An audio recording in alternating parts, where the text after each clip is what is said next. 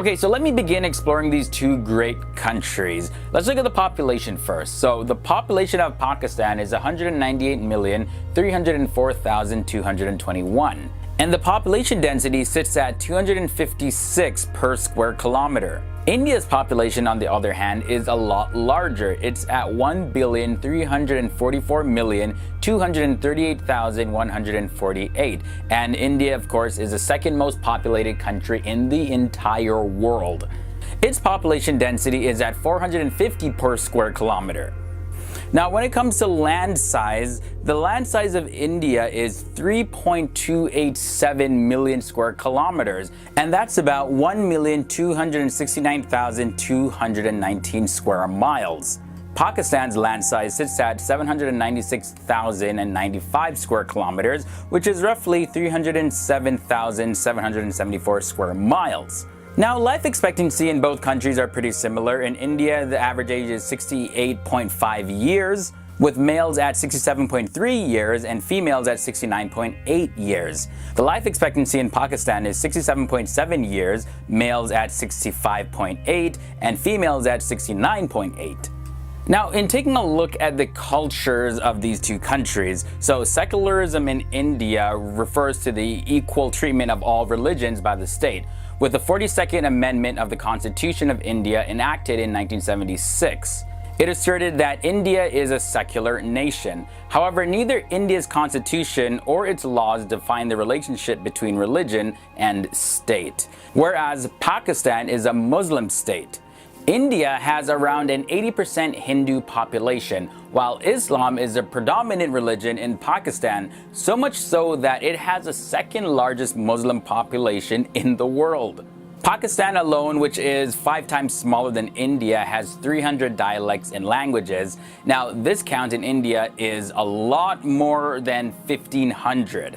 But for the official languages, the Constitution of India designates the official language of the government of India as Hindi, as well as English. And there is no national language in India.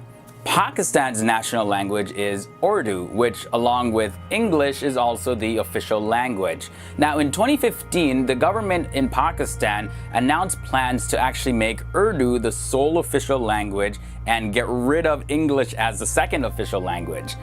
When it comes to the dollars, the money of India and Pakistan, Pakistan uses the Pakistani rupee and India uses the Indian rupee. The GDP at India sits at 9.489 trillion US dollars, and the GDP of Pakistan is at 1.060 trillion US dollars. And this is based on the purchasing power parity. When it comes to food now, India is a big place, of course, right? Now, it used to be even bigger, consisting of areas that are now Pakistan, Bangladesh, Sri Lanka, and Myanmar, which was formerly known as Burma. So the whole idea of Indian food is not necessarily 100% accurate.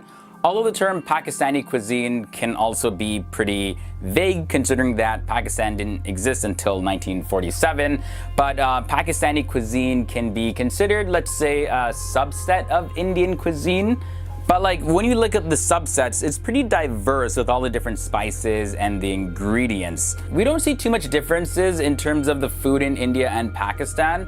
But let's just take, for example, the kind of food that you would find cooking in a South Indian home, the dal, the rasam, the sambars, etc. It's completely different from Pakistan's kebabs or the naans and curries and meats that are served in an Indian restaurant. But that's enough food talk for me. I'm kind of getting hungry. I'm probably going to chow down after this episode.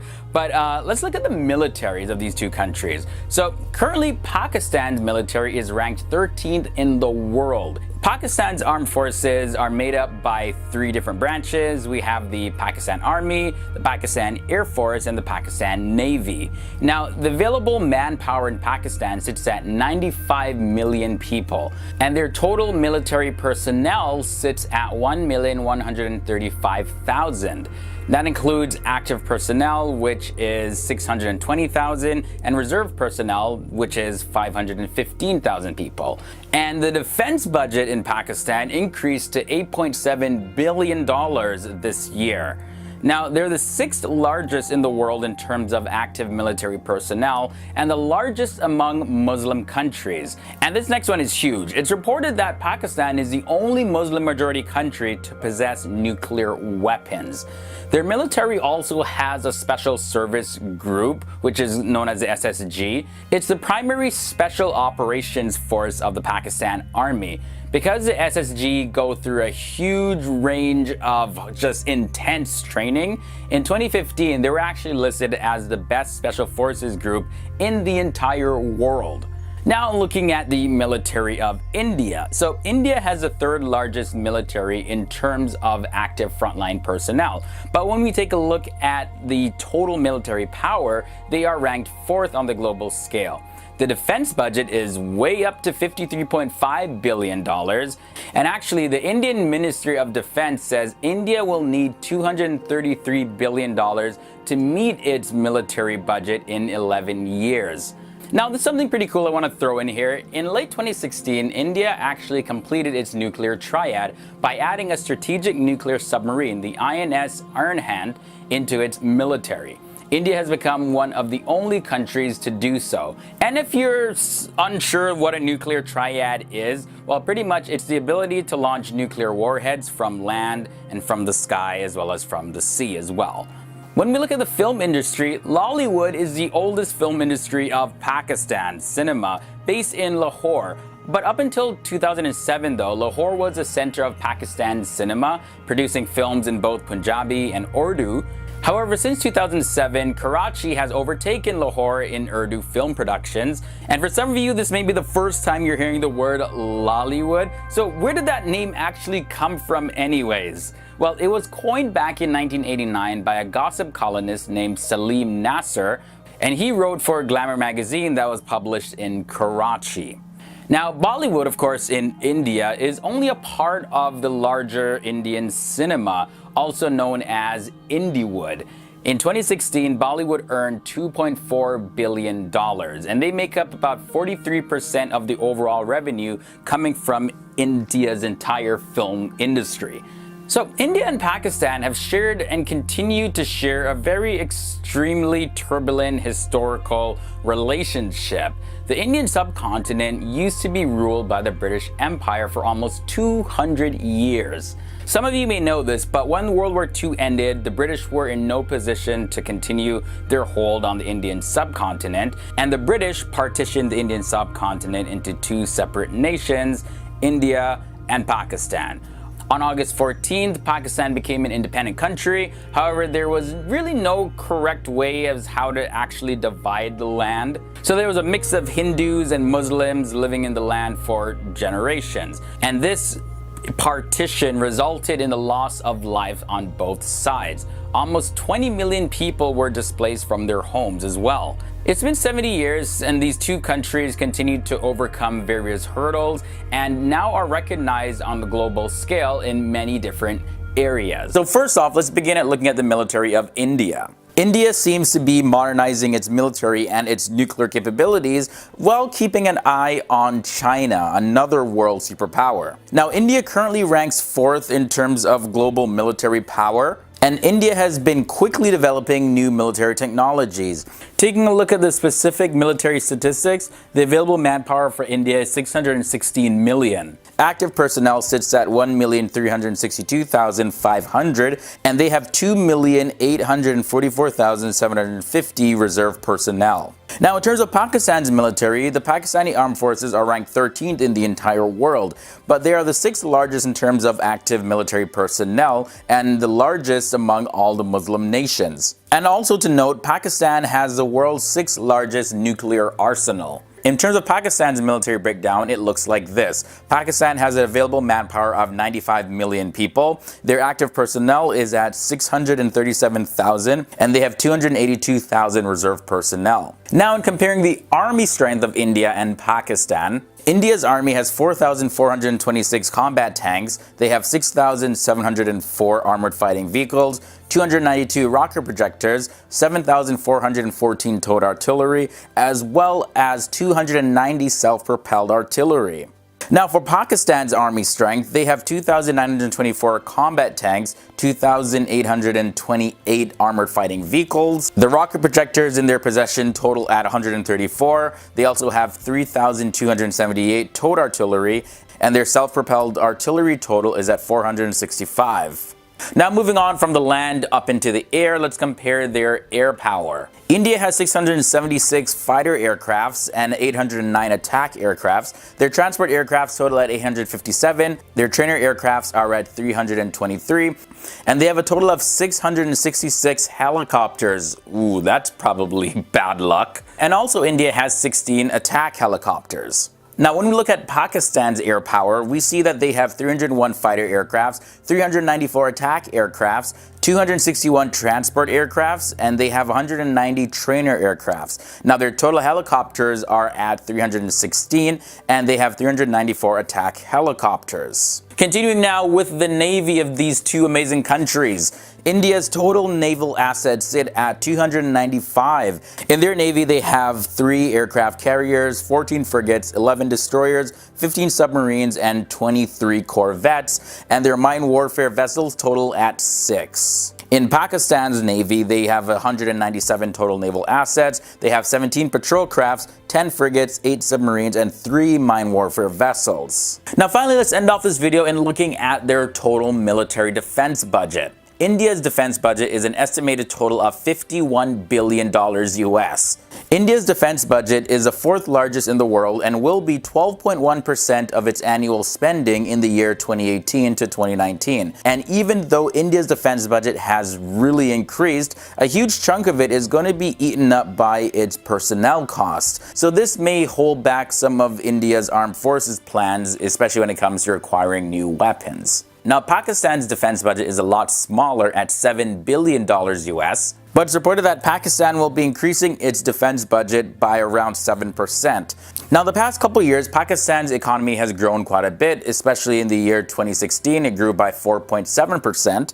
And with this, Pakistan's military can focus on a lot of bigger priorities like new combat aircraft, submarines, as well as its country's missile programs. Kashmir is the northernmost region of the Indian subcontinent, more specifically Jammu and Kashmir. The Kashmir dispute dates back from 1947. The partition of the Indian subcontinent along religious lines led to the formation of India and Pakistan. But there were still around 650 states run by princes which existed inside these two independent countries. In theory, these princely states had the option of deciding which country to join or remaining independent. But in reality, the population of these states chose which country they wanted to join. They had been struggling to get freedom from the British for almost 100 years. And now that they had gotten what they wanted, they were not going to just let the princes make the decisions for them. Kashmir was one of these states, and because of its location, it could join either India or Pakistan. The Maharaja of Kashmir was Hindu while the majority of its population was Muslim, so he decided to stay neutral when it came to choosing. Now let's talk about the War of 1947. The hopes of remaining neutral crumbled on October 1947 as Pakistan sent in Muslim tribesmen who were knocking at the gates of the capital of Srinagar to try and persuade the Maharaja. The Maharaja Hari Singh appealed to the Indian government for military assistance and fled to India. He signed the Instrument of Accession, giving up Kashmir to India on October 26. So India and Pakistani forces fought their first war over Kashmir in 1947 to 1948. In a resolution dated August 13, 1948, the UN asked Pakistan to remove its troops, after which India was also to withdraw the bulk of its forces. India, having taken the issue to the UN, was confident since the most influential Kashmiri mass leader, Sheikh Abdullah, was firmly on India's side. An emergency government was formed on October 30th, 1948, with Sheikh Abdullah as the prime minister. Pakistan ignored the UN mandate and continued fighting, holding on to the portion of Kashmir under its control. On January 1st, 1949, a ceasefire was agreed with 65% of the territory under Indian control and the remainder with Pakistan. In the year 1957 now, Kashmir was formally incorporated into the Indian Union. Continuing on now, talking about the Kargil War, when the Indian Prime Minister Atal Bihari Vajpayee set out to Lahore by bus on February 20th, 1999, inaugurating the 4 times a week Delhi to Lahore to Delhi bus service, the world felt that such a genuine effort at friendly neighborhood relations would lower the tensions along the line of control in Kashmir. But all hopes of diplomacy disappeared once the cross-LOC firing in Kargil began during the mid-1990s. The death toll, including both soldiers and civilians, was more than 30,000. Despite much pressure from the military and the public, the Indian government decided not to cross the LOC. The conflict ended only after Bill Clinton, the US president, and Nawaz Sharif, Pakistan's prime minister, met in Washington on July 4th, 1999. Now, despite a lot of the violence, there is still some hope. The Jammu and Kashmir Legislative Assembly election in 2014 was held in the state of Jammu and Kashmir in 5 phases from the 25th of November to the 20th of December 2014. Despite repeated boycott calls by separatist Hurriyat leaders, elections recorded the highest voters turnout in the last 25 years. That is more than 65%, which is more than usual voting percentage in other states in India. Like, even the European Parliament, on the behalf of the European Union, welcomed the smooth conduct of the state legislative elections in Jammu and Kashmir. But there still has remained constant violence. On July 8, 2016, a popular militant leader, Burhan Muzaffar Wani, was cornered by the security forces and killed. Protests had taken place, leading to an amplified instability in the Kashmir Valley. Curfews had been imposed in all 10 districts of Kashmir, cell phone and internet services had also been blocked, and newspapers have also been restricted in many parts of the state. Also, in pretty recent developments, an attack by 4 militants on an army base in India in the state of Jammu and Kashmir on September 8, 2016 was also known as the 2016 Uri attack. That resulted in 19 soldiers losing their lives, as well as the militants themselves. The Indians were particularly shaken by the event, which they blamed on Pakistan. On the Pakistani side, military alertness was raised and some Pakistan international airline flights were suspended. The Indian subcontinent used to be ruled by the British Empire for almost 200 years, but when World War II ended, the British were in no position to hold on to their stronghold over the Indian subcontinent. But the British didn't leave before partitioning the Indian subcontinent into 2 separate nations, India and Pakistan. On the date of August 14, 1947, Pakistan became an independent country. However, there was no correct way to divide the line with the Hindu majorities as well as the Muslim majorities. How do you divide that? There was a mixture of people of different faiths all over the Indian subcontinent. Because of this improper partitioning of the Indian subcontinent, there was mass-scale casualties on both sides. Violence broke out all over the country, and the partition left over 1 million dead and almost 20 million people were displaced from their homes. It's been almost 70 years since this separation, and it goes without saying that the last 70 years haven't been the easiest for either countries. Both of them had to overcome hurdles and challenges, and had to really work hard to get global recognition in many different fields. So we have a little brief history lesson. If you want to find out more about the Indian and Pakistan partition, you got to check out our video, The Truth Behind the India-Pakistan Conflict. I have the link to that down below. I go in a lot of detail about it. But moving forward now, let's take a look at some of the cultural differences, the language differences, as well as there's some differences that exist only because the 2 places are now 2 separate countries. But they're not really major differences, it's just the fact that they're 2 different countries, that's why those differences exist. Now, the population of India at the time of filming this is 1,342,552,725. Pakistan's population in comparison is 196 million, 754,400 people. India is considered a secular nation, whereas Pakistan is considered a Muslim state. And just to give you a little bit of background about that, India was conceived as a secular democracy by National Congress leaders such as Gandhi and Jawaharlal Nehru. It was meant to guarantee all the people in the South Asian subcontinent political and religious freedom. However, people like Muhammad Ali Jinnah, considered to be the father of Pakistan, as well as other Muslim Congress leaders, were the driving forces behind the formation of Pakistan, and so it became a Muslim state. And speaking of that, actually, one of the biggest differences between the two countries is religion.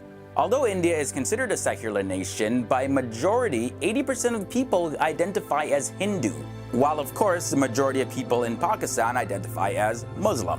It's also interesting to note that Pakistan has the second largest Muslim population in the whole world. Now, one thing to address, and I know the point may be a little controversial, but there's no specific single Pakistan culture separate from a specific Indian culture. It's like having a plate of food, with your rice, chicken, and vegetables. And that plate of food is divided, and then now it's like, oh, we were once the same plate of food, but you have more chicken, so therefore the chicken is your culture. Wait, but that was part of my culture. Yeah, probably not the best analogy, but I think you get the point. Pakistan alone is 5 times smaller than India, and there's about 300 dialects and languages. The count for dialects and languages in India number over 1,500. But let's take a look more into the language differences. There's 2 official languages for communication in Pakistan, and those are Urdu and English. Now, there are several regional languages of Pakistan, and those are Sindhi, Punjabi, Baluchi, Pashto, Saraiki, Godri, and Hindko. But the national language of Pakistan is Urdu. When it comes to the languages in India, the 2 official languages for communication in India are English and Hindi. And yes, there are also regional languages, and those are Gujarati, Marathi, Tamil, Urdu as well, Sanskrit, Punjabi, and there's many more. And the national language in India is Hindi. The national animal of India is this guy, the Bengal tiger. The markhor is the national animal of Pakistan, and I had to look this up, and it's a species of goat. I've never heard of this before until this video. In terms of currency, Pakistan uses Pakistani rupees, India uses Indian rupees. Pretty self-explanatory. The most popular greeting in Pakistan is Assalamu alaikum. India, there are several like Namaste, Ram Ram, Jai Sri Ram, and Sat Shri Akal. Now let's talk about the difference in death. Pakistan, after the death of any Muslim, the body actually needs to be buried as quickly as possible from the time of death. This is according to Islamic law. To prepare the body for burial, it has to be washed and covered with kafan. And kafan, you can also call that a shroud or a cloth. Now in India, when a Hindu dies, Hindus don't necessarily bury their bodies. Instead, they're burnt. And after the burning of the bodies, the ashes are sprinkled in the Ganges River or any other sacred body of water. Now, finally, let's talk about the cuisine, the food, the good stuff. As you can tell, India is a big place, right? One of the biggest populations on the planet. And of course, it used to be bigger. It consisted of the areas that are now Pakistan, Bangladesh, Sri Lanka, Myanmar, formerly Burma. So the notion of Indian food is not entirely accurate to begin with. Also, the term Pakistani cuisine is a little bit vague too, because Pakistan didn't exist as a nation until 1947. But for the sake of them now being 2 different countries, we can make a little bit of a distinction here. Pakistani cuisine can be considered a subset of Indian cuisine, but even that subset is pretty diverse, in the sense that the spices and the ingredients in Indian and Pakistani food are pretty much the same, but the way the food is prepared can be quite different. For example, the kind of food that you would find being cooked in a South Indian home would be dal, rasam, sambar, etc. It's completely different from Pakistani kebabs. So in many Pakistani dishes, it's very meat heavy, but there's a difference between those meat heavy dishes and the vegetarian dishes in some parts of India. So yeah, again, describing something as Indian food and Pakistani food is a bit tricky because food isn't necessarily national, it's more regional. Don't think anyone can be like, no, this is Indian food, this is Pakistani food, 2 different things. It's just not possible.